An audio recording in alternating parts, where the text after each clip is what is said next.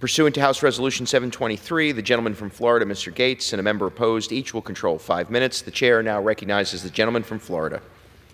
Thank you, Mr. Speaker. This amendment reduces the amount of funding allocated to USAID by $4.5 billion. As I've mentioned earlier, USAID is a vehicle through which the American taxpayer pays for economic development in other countries. I think, instead, we should spend more money on the economic development of our own country, and actually, if we spent less money overall, we probably would see less inflation, more prosperity, and the type of economic growth that we saw during President Trump's time in office. USAID may have started with laudable goals, but today, they're promoting abortion globally with American tax dollars. They are pushing President Biden's national gender strategy. I never thought we needed a national gender strategy, but if we need a national gender strategy, can we at least not spend so much money promoting it abroad? Silly. The DEI programs that are embedded in the 1619 project have been embraced by United Nations Ambassador Linda Thomas-Greenfield, and we see that continue to manifest through USAID. American taxpayers should focus their resources and their efforts on the American people and the American economy. This is a thoughtful reduction. It should be easily agreed to, and I reserve the balance of my time. The gentleman reserves. The gentlewoman from for what purpose does the gentlewoman seek recognition? I rise in strong opposition to this amendment. The gentlewoman is recognized. Once again, I have no idea what my colleagues are trying to achieve. All this amendment would do is double down on the harm Russia's aggression has already wreaked on the poorest countries of the world through higher food, fertilizer, and fuel costs. This amendment would cut $750 million each from global health programs and the international disaster assistance accounts. These cuts would impose tremendous harm and suffering to the most vulnerable, including 4 million children with malaria will go untreated, 350,000 deaths attributable to tuberculosis, 13 million fewer children vaccinated, resulting in a possible 115,000 additional deaths, and a reduction of over 45% of humanitarian assistance to Sudan compared to FY 2023 levels. This doesn't sound much like pro-life to me, Mr. Chairman.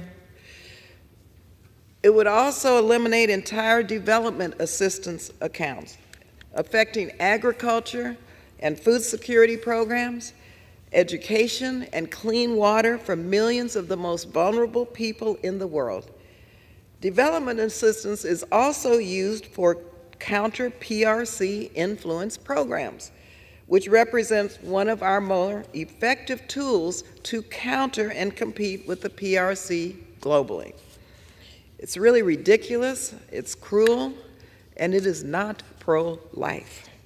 These are not funds that would target to Ukraine in any significant way. It has no impact on the Ukraine debate and would inflict harm on millions of people.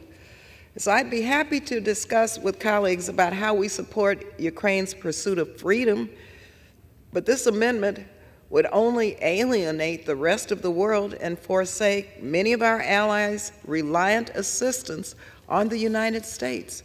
I urge my colleagues to oppose this amendment, and I reserve the balance of my time. The gentlewoman reserves. The gentleman is recognized. My amendment makes a $4.5 billion cut. $3.5 billion of that stops us from retiring global debt for Ukraine.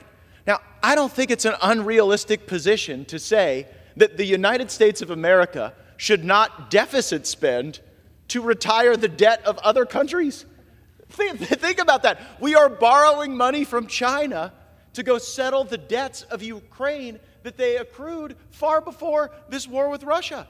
My colleague says that this exists to counter the PRC. We are never going to outbribe the PRC on the global scene. We are going to need another strategy. And if you listen to the debate of those opposing my amendment, hear the substance.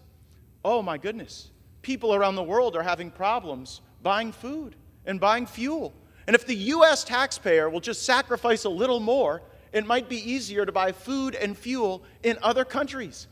I have a message from my Democratic colleagues. People are having a hard time buying food and fuel in this country as a consequence of the very inflationary spending that I am trying to reduce with this amendment. We should retire our debt before we retire Ukraine's debt. That is such an obvious statement, I am shocked I have to say it on the floor of the U.S. House of Representatives, where I'm just glad we're still hanging our flag. I reserve. The gentleman reserves. The gentlewoman is recognized. Thank you. Mr. Chairman, let me just suggest this.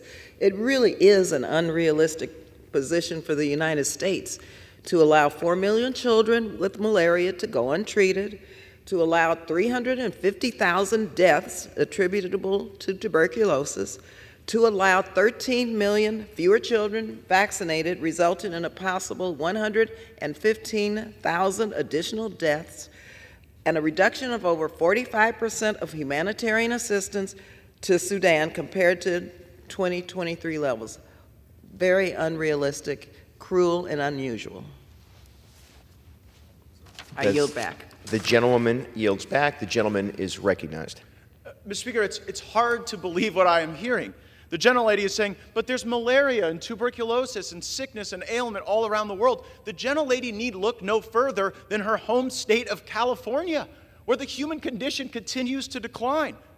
She would need to look no further than the major cities throughout our country that are under Democrat control. So maybe before we go solve all the world's problems, maybe before we function as the world's policeman and the world's piggy bank and the world's debt payer, we ought to focus on the issues that we have here in this country, and they are real. And frankly, too often, they metastasize from the gentlelady's home state. I reserve. The gentleman has the only time. I'll yield back. The gentleman yields. The question is on the amendment.